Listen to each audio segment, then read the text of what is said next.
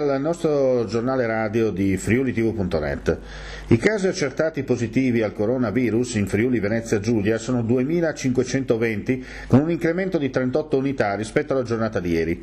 I totalmente guariti sono 627, mentre i clinicamente guariti, persone senza più sintomi ma non ancora negative al tampone, sono 788. Sono 4 i decessi in più rispetto alla comunicazione di ieri, che portano a 206 il numero complessivo di morti per il Covid-19. Lo ha comunicato il vice governatore con delega alla salute e protezione civile del Friuli Venezia Giulia, Riccardo Riccardi, dalla sede operativa di Palmanova. Per quanto riguarda i decessi, quello di Trieste è il territorio più colpito con 106, Udine 59, Pordenone 38 e Gorizia 3. Sono 28 i pazienti che attualmente si trovano in terapia intensiva, mentre i ricoverati in altri reparti risultano essere 166 e le persone in isolamento domiciliare sono 705.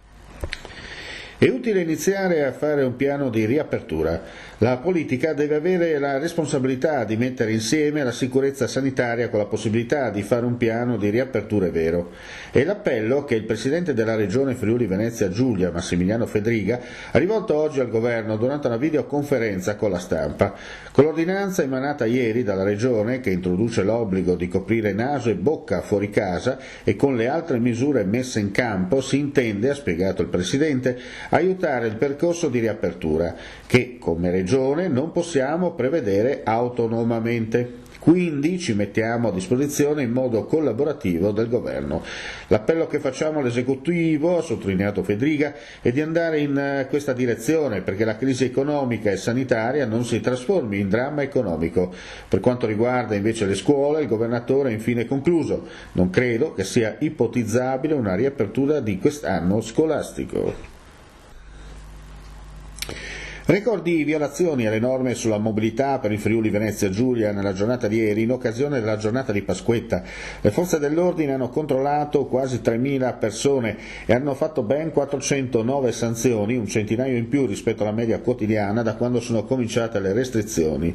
Le forze dell'ordine hanno denunciato 5 persone per i reati di false dichiarazioni e false dichiarazioni sull'identità, un'altra perché era uscita di casa nonostante fosse positiva all'esame del coronavirus. Oltre 9 persone sono state denunciate per altri reati. Sempre ieri sono state controllate 479 attività o esercizi commerciali controllati e 3 titolari di queste sono stati sanzionati. Nei giorni di festa i controlli sono stati intensificati, sono stati disposti lungo le principali arterie stradali e autostradali della Regione e presso gli svincoli delle stesse autostrade, anche per intercettare cittadini diretti alle seconde case, al mare o in montagna.